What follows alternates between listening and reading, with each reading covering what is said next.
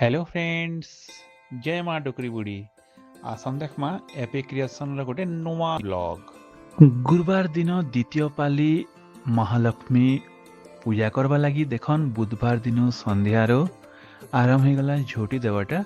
मिली madam घर द्वार पूजा कोठी सब आड़े सफा सुतर करिकिना सुंदर सुंदर झोटी दौचन।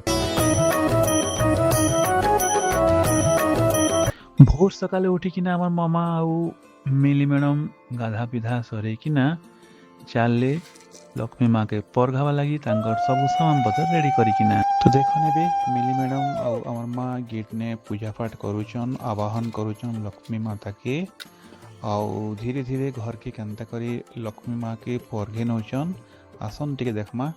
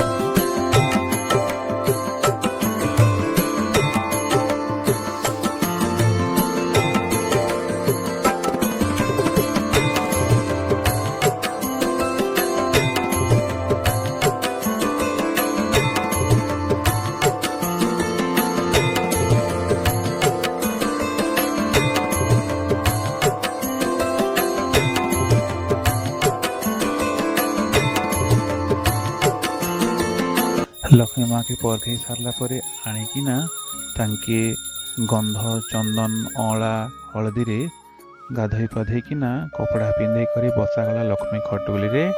तारपरे धूप दीप नैवेद्य देकिना महालक्ष्मी पूजन कर सारला परे हमर मिली मैडम और माँ देखन के सुंदर कर करी तांके स्तोत्र मंत्र रे प्रार्थना करूचन। विष्णुकर अर्धंग टमाजुकते रक्षा कर यदमासुते शिरकुम रक्षा कर पद्मवासिनी मुखकुम रक्षा कर वरुण नंदिनी। लक्ष्मी मांकर पूजन सरला परे लक्ष्मी पुराण पढ़ा पढ़ी करी सारिकिना देखन मिली मैडम पले आसले किचन के। आइन लक्ष्मी मांकर लगे भोग तैयारी होचे आउ तार संगे अर्पण अंतिका जेहेतु आज स्कूल जिबे तांकर लगे भी पखाल आउ तांकर टिफिन प्रस्तुत करा होचे। इयाडे देखन हमर माँ देखन एबे पिठा तारुचन। हमर माँ पिठा तारी सारला परे देखन एबे कढ़ई ने पिठा छणा छुणी चालीचे आउ तार संगे बरा भी छणा होचे भोग लगावा लगी। आज लक्ष्मी पूजा संगे जेहेतु हमर बापार भी आज श्राद्ध है तो देखन रंधा बढ़ा भी सब पाखापाखि सरी गला ना। आउ प्रथमे महालक्ष्मी पाखे भोग लगावा लगी सुंदर किना इयाडे देखन महालक्ष्मी भोग बढ़ा जाउचे।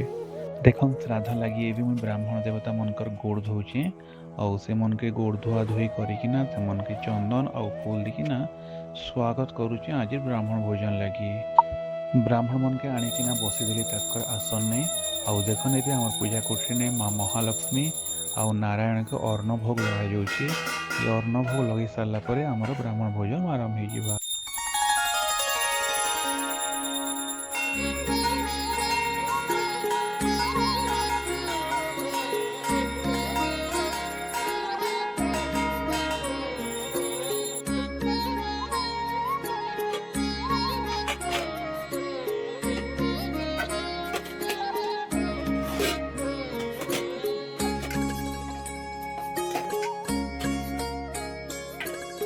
ତାପରେ ଆମର ବ୍ରାହ୍ମଣ ମାନକେ ଅର୍ଣ୍ଣ ବ୍ୟଞ୍ଜନ ସବୁ ବାଢ଼ି ଦିଆଗଲା କଦଳୀ ପତ୍ରରେ ଆଉ ସେମାନକେ ଆଉ ଥରେ ଚନ୍ଦନ ସିନ୍ଦୁର ଫୁଲ ଦେଇକିନା ସେମାନକେ ପୁଣି ଥରେ ଅର୍ଚ୍ଚନ କରି ସାରିଲା ପରେ ଦେଖୁନ ଆମର ଆରମ୍ଭ ହେଇଗଲା ଆଜି ଶ୍ରାଦ୍ଧର ବ୍ରାହ୍ମଣ ଭୋଜନ। ଆପଣ ମତେ ଜାଣିଛନ୍ ଶ୍ରାଦ୍ଧ ଦିନ ବ୍ରାହ୍ମଣ ଭୋଜନ କରି ସାରିଲା ପରେ ଗୋଟେ କାକ ବଲି ଦିଆଯାଇସି। ତ ସେନ୍ତା ଏବେ ବି ଦେଖନ୍ ବ୍ରାହ୍ମଣ ମାନେ ଖାଇ ସାରିଲା ପରେ ଗୋଟେ କାକ ବଲି ଦିଆ ହଉଛି। ଆଉ କାକ ବଲି ଦେଇ ସାରିଲା ପରେ ବ୍ରାହ୍ମଣ ମାନେ ହାତ ଧୋଇ ସାରିଲେ ଆଉ ହାତ ଧୋଇ ସାରିଲେ ସେମାନକେ ଆମେ ଦକ୍ଷିଣା ଦେଇକିନା ତାଙ୍କ ଚାରିଆଡ଼େ ପାଣିରେ ପ୍ରଦକ୍ଷିଣ କରିକିନା ଦେବତା ମାନକେ ବିସର୍ଜନ କରିଦଉଛୁ। ତ ସାଙ୍ଗମାନେ ଆଜିର ଭିଡ଼ିଓ ନେ ଏତ୍କି ଏକା।